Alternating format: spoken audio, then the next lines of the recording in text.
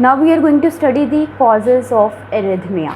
सो arrhythmia का intro कहाँ से आपने स्टडी किया? फ्रॉम द लिपिनकॉट, और उसके बाद कॉजेज़ विल बी डिस्कस, लेकिन कॉजेज़ के अंदर आप थोड़ा सा एडिशन करेंगे अपार्ट फ्रॉम दी लिपिनकॉट के जी कॉजेज़ हैं एरिथमिया के। There are 3 main causes of arrhythmia. लेकिन बहरहाल जी बुक में कैसे स्टार्ट किया गया है एरिथमिया के बारे में, आपके बुक के अंदर मेंशन है रिगार्डिंग द कॉजेज़ कि दिस इज़ कॉज्ड कैसे होगा बाय दी एब्रेशंस, या ऑल्टरनेटिवली एब्रेशन के लिए जो वर्ड यूज़ किया गया दैट इज़ डिफेक्ट। एरिथमिया कौन से डिफेक्ट की वजह से हुआ होगा? First one is by the aberrations या defects of the impulse generation. Impulse जो हैं वो प्रॉपरली जनरेट नहीं होंगी। कहाँ से नहीं होंगी? Definitely from the pacemaker, and the pacemaker is the SA node. Because of this there will be arrhythmia, या ऑल्टरनेटिवली आप इसको कह लो arrhythmia is caused by the abnormal automaticity. ठीक है, एसए नोड की ऑटोमेसिटी अफेक्ट हुई। SA node ने पॉसिबली क्या किया कि ज़्यादा इम्पल्सेस जनरेट करना शुरू कर दी, जिसकी वजह से रिदमिया हो गया। अच्छा, आप रिदमिया की डेफिनेशन पढ़ो ना, देर इट हैज़ मेंशन के जी नॉर्मल हार्ट बीट क्या है per minute, that is 60 to 100 beats per minute, right. तो अगर जी this is below 60 or this is above 100, then your patient is suffering from arrhythmia, that is from the irregular heartbeat। तो जो आपने लिपिनकोट खोली, लिपिनकोट में mention है रिदमिया या irregular heart beat का रीज़न क्या है? The first reason is the aberration या फिर defect in the impulse generation. Now the what is the second reason? The second reason is defect in impulse conduction. Impulse properly conduct नहीं हो रही, proper pathway से नहीं चल रही। अब जी ये 2 पॉइंट्स हैं जिसको आसान करके हम लोग डिस्कस करने वाले हैं। आप लोग जी याद रखो कि आपके पास एरिथमिया के हम 3 कॉजेज़ यहाँ डिस्कस करने वाले हैं। The first cause of arrhythmia is because of the increased automaticity. SA node ने क्या किया कि ज़्यादा इम्पल्सेस जनरेट करना शुरू कर दी। Now what is the second reason जो हम डिस्कस करेंगे? That is the triggered activity. ठीक है, अच्छा, ट्रिगर्ड एक्टिविटी के बाद थर्ड रीज़न इज़ द री एंटरेंट। अच्छा, ये 3 रीज़न्स हम डिस्कस करने वाले हैं। इनके बिहाफ पे you will get to know के जी what is arrhythmia. Arrhythmia irregular heart beat. First reason is this is because of the increased automaticity. SA node ने क्या किया? ज़्यादा इम्पल्सेस जनरेट करना शुरू कर दी। अच्छा, अब इसका ताल्लुक किसके साथ है बच्चों? इस हेडिंग के अंदर, इस सब हेडिंग के अंदर we are going to discuss the action potential, we are going to discuss the autonomic nervous system. You have studied कि ऑटोनॉमिक नर्वस सिस्टम की there are 2 division, sympathetic nervous system and the parasympathetic nervous system. Your sympathetic nervous system is associated with fight और flight, emergency conditions के साथ associated है। तो भाई आपका increased atomicity कैसे होगा? ऐसे नोड ज़्यादा इम्पल्सेस कैसे जनरेट करेगा? Whenever there will be increased sympathetic state. Increased sympathetic state की वजह से क्या हुआ कि ऐसे नोड की एक्टिविटी बढ़ गई। अब डिटेल में नहीं जा रही मैं कि जी कैसे वो एपिनेफ्रिन, नॉर एपिनेफ्रिन, या जैसे आप एड्रीनालिन या नॉन एड्रीनालिन कहते हो, कैसे रिलीज हुए। ठीक है, अच्छा, बहरहाल जी सिंपैथेटिक एक्टिविटी बढ़ी, सिंपैथेटिक स्टेट बढ़ी, तो उसकी वजह से जी आपके एसए नोड की एक्टिविटी बढ़ गई। एसए नोड की एक्टिविटी बढ़ी, then this will lead you towards the increase impulse generations by the SA node. अब एसए नोड ज़्यादा इम्पल्सेस जनरेट करेगी, सो ज़्यादा इम्पल्सेस जनरेट करेगी, टेकीकार्डिया होगा। So you can call this condition as the sinus tachycardia. Sinus tachycardia को मैं define करूँ तो कैसे डिफाइन करूँगी? This is a condition in which SA node sends quicker than standard signals, quicker than normal और faster than normal impulses। ज़्यादा impulses ऐसे note generate करेगी जिसकी वजह से पेशेंट का जो हार्ट रेट है, ठीक है, जो बीट पर मिनट है वो बढ़ जाएगा। That will be more than 100 beats per minute. So it means heart rate बढ़ गया, एबनॉर्मल हार्ट की रिदम हो गया, तो दिस विल बी एरिथमिया। और this arrhythmia is because of the increase SA node activity. अब मैंने आपको इसके एक रीज़न बता दी। वन रीज़न इज़ के जी there is increase sympathetic state. अब इंक्रीज सिंपैथेटिक स्टेट में असल में ऐसा हुआ क्या जिसकी वजह से इम्पल्सेस ज़्यादा जनरेट होगी। अब बच्चों आपको याद करना पड़ेगा इधर एक्शन पोटेंशियल को, ठीक है।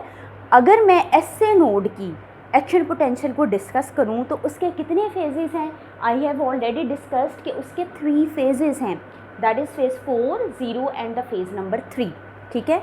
जबकि मैं ये बात कर रही हूँ आपके कंडक्टिंग सेल्स की, कॉन्ट्रैक्टाइल सेल्स की बात नहीं करी जिसके 5 फेजेस हैं एक्शन पोटेंशियल के, जिसके अंदर आपके पास वेंट्रिकल और एट्री आता है। सो जी ऐसे नोट डिस्कस करूँ, ऐसे नोट डिस्कस करूँ means I am talking about the conducting cells के एक्शन पोटेंशियल की बात करूँ, इसके अंदर कितने फेजेस हैं, इसके अंदर you have 3 phases, that is phase 4, 0 and the phase number 3।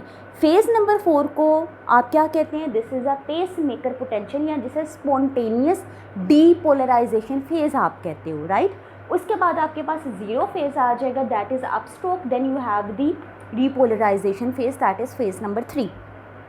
अब सिंपैथेटिक एक्टिविटी बढ़ी, इस इंक्रीज सिंपैथेटिक एक्टिविटी या स्टेट की वजह से क्या हुआ, इसने बेसिकली अफेक्ट किया आपके फेज़ नंबर 4 को, ठीक है, that is pacemaker potential phase, that is spontaneous depolarization phase. ये वो फेज़ था जिसके अंदर आपके 2 चैनल्स इन्वॉल्व थे, one was the funny sodium channel, second one was the transient calcium channel, ठीक है। ये चैनल्स ओपन होते थे जिसकी वजह से जी आपका जो स्ट्रोक था वो अपवर्ड मूव करता था।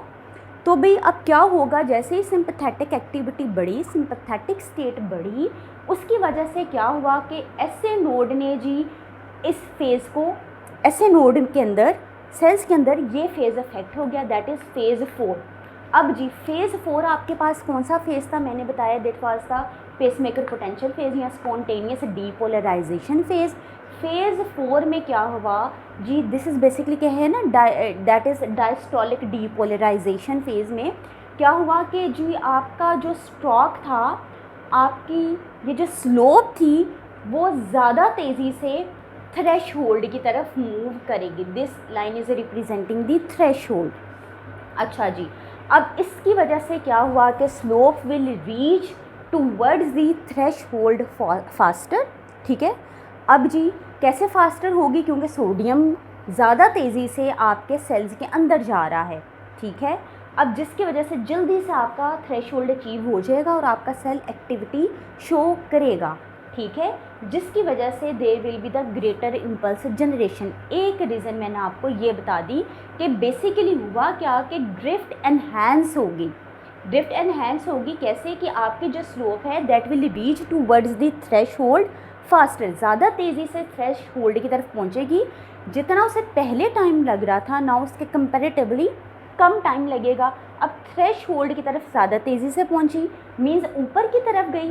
देखो ना यहाँ पर है मेम्ब्रेन पोटेंशियल, आप नेगेटिव साइड से पॉजिटिव साइड पे जा रहे हो, इट मीन्स नेगेटिविटी कम होगी, ज़्यादा तेज़ी से कम होगी और आप पॉजिटिविटी की तरफ मूव करना शुरू कर गए, ठीक है। अब इसकी वजह से क्या होगा कि जी अब ये जो आप थ्रेशोल्ड की तरफ जा रहे हो, आप ज़्यादा तेज़ी से जा रहे हो as compared to the other cells of the conduction pathway या कंजंक्शन पाथवे जिसको कह रहे हो, ठीक है।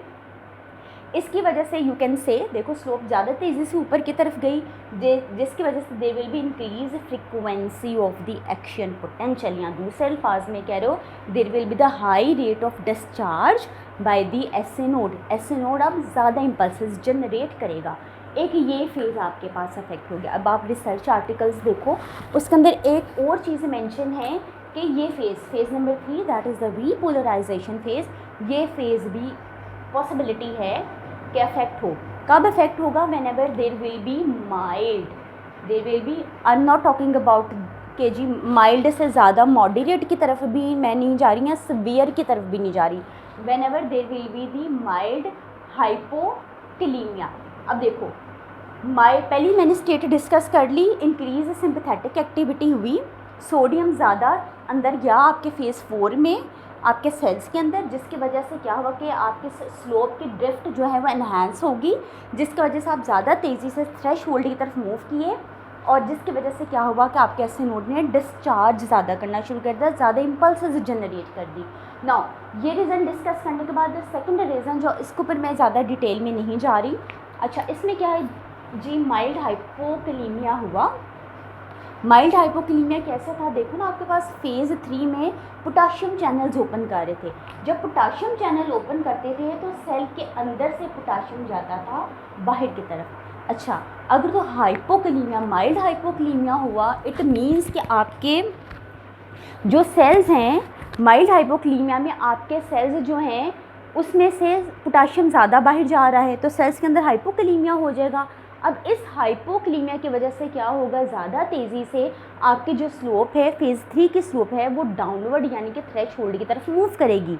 ठीक है, एक साइड से आपके थ्रेशोल्ड की तरफ आपकी स्लोप ज़्यादा तेज़ी से मूव कर रही है, दूसरी साइड से जब ये नीचे स्लोप आती है तो आपके पास जी फेज़ 4 अफेक्टेड है रिदमिया के अंदर, तो हो सकता है ये भी जल्दी से आपकी स्लोप को अपवर्ड रेजेस की ड्रिफ्ट का एनहांस कर दे। तो इस तरीके कार से क्या होगा, एक्शन पोटेंशियल एनहांस होता जाएगा, एक्शन पोटेंशियल की फ्रीक्वेंसी बढ़ती जाएगी, जिसकी वजह से ज़्यादा जी फ्रीक्वेंसी से इम्पल्सेस डिस्चार्ज होंगी। ठीक है, so this was the reason जो हमने डिस्कस की in the heading of the increase automaticity, right. Coming towards the next cause of the arrhythmia, the next cause of arrhythmia is the triggered activity. अच्छा, अब इसमें आपने क्या discuss करना है बच्चों, इसमें हम लोग डिस्कस करने लगे हैं वो सेल्स, हार्ट के वो पार्ट्स जो कि इम्पल्सेस जनरेट करेंगे, लेकिन वो part is not the cells of the conduction system. मैं ऐसे नोड की बात नहीं करी, here I am going to talk about the atria and the ventricles. अच्छा जी, दूसरी साइड से आपकी हार्ट की क्या करेंगी, एक्शन पोटेंशियल जनरेट करना शुरू कर देंगे। इट मीन्स इम्पल्सेस जनरेट करना शुरू कर देंगे, मोर प्रिसाइजली इम्पल्सेस जनरेट करना शुरू कर देंगी। These are the atria and these are the ventricle. इन सेल्स के, एट्रिया की या वेंट्रिकुलर सेल्स ने क्या किया, they will start generating the stimuli, they will start generating the impulses. अच्छा, जारी ये इन्होंने इम्पल्स करना शुरू कर दी, दीज इम्पल्सेस यानी कि इम्पल्स जनरेट करना शुरू कर दी, हार्ट बीटिंग की तरफ आपको लेके जा रहा है। This will be the pre mature beating, right. अब इसकी वजह से क्या हो गया, आपके पेशेंट को हो गया एरिथमिया। अच्छा, अभी भी ये पॉइंट क्लियर नहीं, इसको दोबारा से क्लियर करते हैं। इन एक्चुअल इस फेस के अंदर क्या होगा बच्चों, there will be the triggered activity, atria और वेंट्रिकल्स के अंदर एक्टिविटी डेवलप होगी। इन्होंने इम्पल्सेस जनरेट करना शुरू कर दी। इम्पल्सेस कैसे जनरेट करेंगे, बाय दी आफ्टर डीपोलराइजेशन। अब आफ्टर डीपोलराइजेशन आपके पास एक टर्मिनोलॉजी आ गई, ये टर्मिनोलॉजी क्या है, आफ्टर डीपोलराइजेशन एक ऐसी कंडीशन है जो कि रिदमिया कॉज करेगी। इस कंडीशन में आफ्टर डीपोलराइजेशन में बेसिकली क्या होगा, there will be the voltage oscillation, यानी कि कुछ आयंस की वजह से कुछ डिफेक्ट आने वाला है हार्ट में, जिसकी वजह से इम्पल्सेस जनरेट होंगी, जिसकी वजह से इम्पल्सेस कि जो नॉर्मल पैटर्न है वो डिस्टर्ब हो जाएगा। अब कैसे होगा, इसको समझने के लिए you must know that what is after depolarization. बच्चों, आफ्टर डीपोलराइजेशन यू नो कि जब आप एट्रिया या वेंट्रिकल या आप इसको कह सकते हो कॉन्ट्रैक्टाइल सेल्स को डिस्कस करो, तो कॉन्ट्रैक्टाइल सेल्स का action potential is made up of, is composed of the 5 phases, that is phase 0, 1, 2, 3 and phase number 4। ठीक है, अब जी यू नो कि आपके पास phase number 0 that was the upstroke phase, ठीक है, फर्स्ट अप स्ट्रोक फेज़ था, दैट वाज फेज़ नंबर 0। इसमें क्या था, सोडियम चैनल्स ओपन कर रहे थे, this was the phase of depolarization. अच्छा, यहाँ डीपोलराइजेशन नॉर्मली हो रही थी। अब जी आफ्टर डीपोलराइजेशन में क्या होने वाला है, रिगार्डलेस ऑफ दिस फेज़, इस फेज़ को इग्नोर करो। इस फेज़ के बाद जो आपके पास आ रहा है phase number 2, phase number 3 and phase number 4, यहाँ पे डीपोलराइजेशंस आ जाएंगी। ठीक है, ये depolarization will result in the arrhythmia. ठीक है, अब जी आफ्टर डीपोलराइजेशन क्या है, this is abnormal depolarization in phase 2, 3 and 4 of the cardiac action potential. कौन से सेल्स की बात कर रही हूँ, कॉन्ट्रैक्टाइल सेल्स की बात कर रही हूँ, एट्रिया की बात कर रही हूँ, वेंट्रिकल्स की बात कर रही हूँ। अच्छा जी, कॉन्ट्रैक्टाइल सेल्स में क्या हुआ कि डिफेक्ट आ जाएगा, या तो फेज़ नंबर 2 में, 3 में या फिर 4 में आ जाएगा। ठीक है, नॉर्मल डीपोलराइजेशन के बाद ये फेजेस आ रहे हैं ना, इस normal depolarization that was in the phase number 0, इसके बाद के आने वाले फेजेस में एबनॉर्मेलिटी आ जाएगी, बाद में आने वाले फेजेस के अंदर डीपोलराइजेशन आ जाएगी। सो इस कंडीशन को मैंने कह दिया this is after depolarization, that is abnormal depolarization in phase 2, 3 and 4 of the cardiac action potential.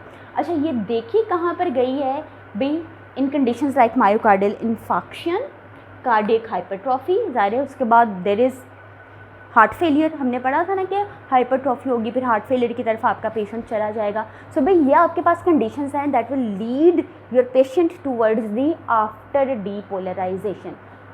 सो बच्चों अब क्या होगा कि जब एबनॉर्मेलिटीज़ आ गई फेज़ 2, 3, 4 के अंदर, this will lead you towards the arrhythmia. अब ये एरिथमिया हुआ कैसे, डीपोलराइजेशन आई कैसे, यहाँ पर you have to remember the action potential.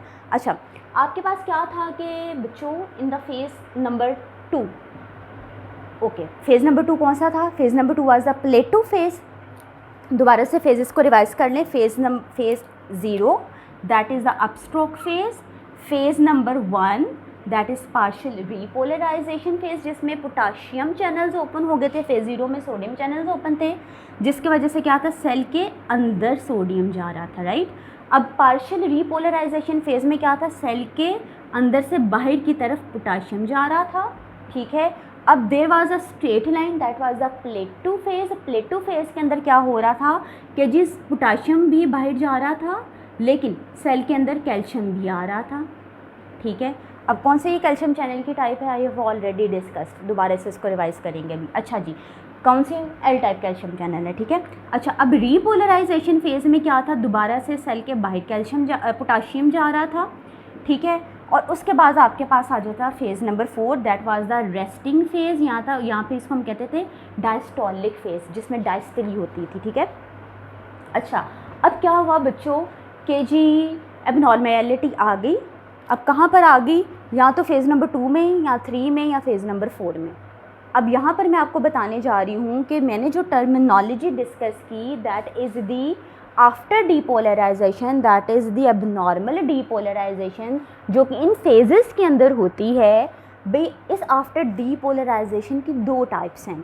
The first type is the early after depolarization, the second type is the I have mentioned here that is the delayed after depolarization।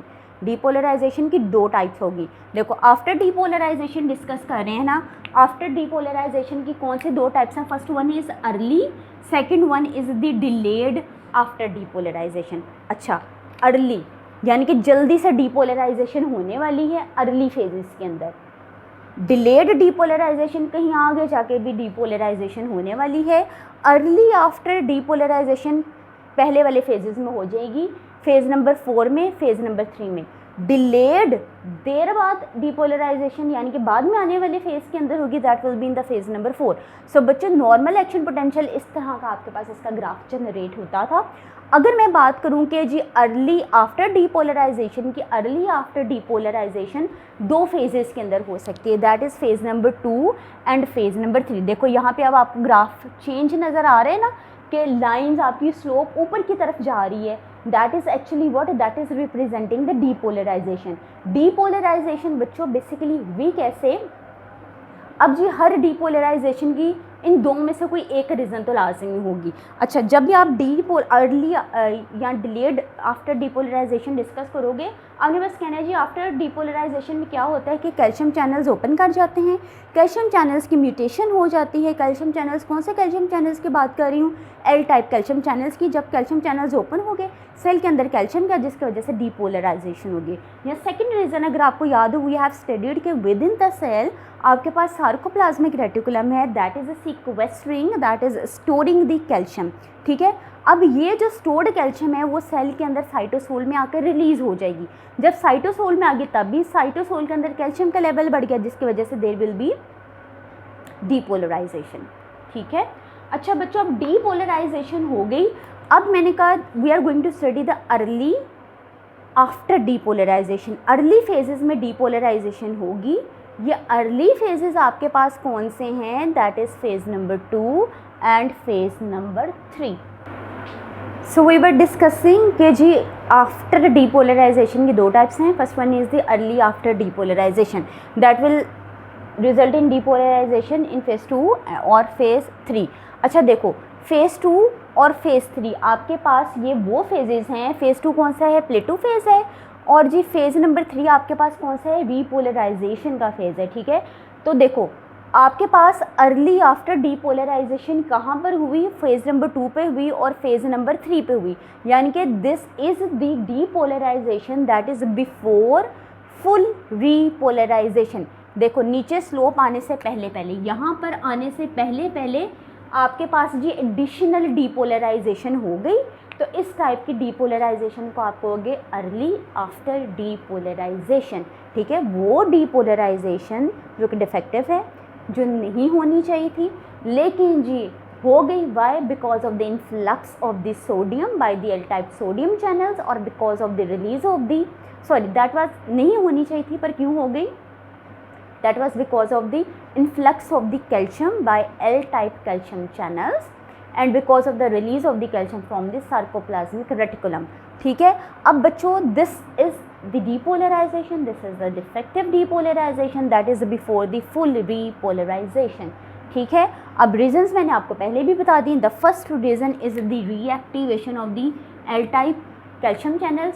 भाई देखो आपके पास इस stage पे आके तो आपके calcium channels close होने चाहिए थे। ठीक है, और यहाँ भी आपके पास क्या था? एक आपके पास बैलेंस चल रहा था।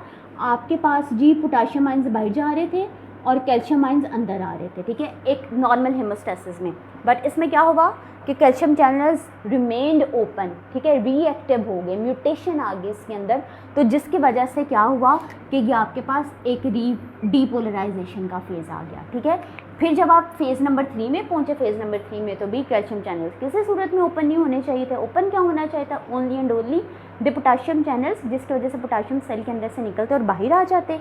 बट ऐसा नहीं हुआ। क्या हो गया जी? अगेन यहाँ तो जी कैल्शियम चैनल्स की ओपनिंग हो गई, जिसकी वजह से आपके पास ये अगेन डीपोलराइजेशन आ गई, जिससे आप पहले आई थी। बच्चों खाली ज़रूरी नहीं कि calcium channels, L type calcium channels में म्यूटेशन हुई, वो रिएक्टिव हो गए, ओपन हो गए, जिसकी वजह से डीपोलराइजेशन आएगी। दूसरी रीज़न क्या है? हो सकता है जी आपके सेल के अंदर you are having the organelle that is the sarcoplasmic reticulum. Sarcoplasmic reticulum started releasing the calcium, जिसकी वजह से साइटोसोल के अंदर क्या हुआ? कैल्शियम का लेवल बढ़ गया। और ये दोनों कंडीशंस डीपोलराइजेशन उस केस में भी आ सकती है आपके पास। अच्छा जी, अब क्या होगा? This early after depolarization is promoted by bradycardia. In it you will see there is a low magnesium level, there will be the low potassium level, यानी कि hypokalemia हो गया ना। अच्छा, अब what will be the outcomes? In this condition there will be the prolongation of the QT interval. QT interval by you know क्या you have studied physiology में you have studied के ऐसे ही था ना आपके पास ECG के जी you were having the P phase, P wave that was representing the atrial depolarization. then आपके पास QRS complex आ जाता था that was representing the ventricular depolarization. after that you were having the STT segment that was representing the ventricular repolarization. यानी कि कहाँ पर क्या चीज़ prolong होने वाली है इसके अंदर? that is the QT interval. अब QT interval आपके पास कहाँ था? ये Q से था ना। QT interval क्या होगा? That will be the prolonged action, यानी कि एक्शन पोटेंशियल क्या हो गया? प्रोलोंग हो गया। अच्छा, अब ये फर्स्ट ये जो कंडीशन है जो हमने डिस्कस की that is early after depolarization, ये किन कंडीशंस में अक्सर औकात देखी गई? हाइपोक्सिया के अंदर, एसिडोसिस के अंदर, हाइपोकलीमिया के अंदर। अभी पहले मैंने डिस्कस भी किया ना। ठीक है, अब जी coming towards the second type. Second type of after depolarization is the delayed after depolarization, या मैं इसको कह सकती हूँ this is phase 4 after depolarization. अब जी ये किस किस्म की डीपोलराइजेशन है? देखो मैंने कहा था फेज़ 2 या फेज़, ठीक है, phase 2 depolarization was before the full repolarization. अच्छा, अब जो फेज़ 4 वाली है आपके पास that is actually the depolarization that is occurring after completion of the repolarization. repolarization का फेज़ कंप्लीट हो गया, फेज़ 4 आ गया। फेज़ 4 में आपके पास डीपोलराइजेशन आ गई। फेज़ 4 में ज़्यादा एविडेंसेस आपके पास क्या हैं कि डीपोलराइजेशन क्यों आ गई? There are some evidences because of the opening of the L type calcium channels, there are more evidences because of the release of the calcium from the sarcoplasmic reticulum, जिसकी वजह से आपके सेल के cytosol के अंदर calcium का level बढ़ गया, due to which there will be the transient, there will be the transient depolarization in the diastolic phase, right? During diastole क्या होगा, आपके पास depolarization आ जाएगी. This has been observed in ischemia, this has been observed in digoxin toxicity.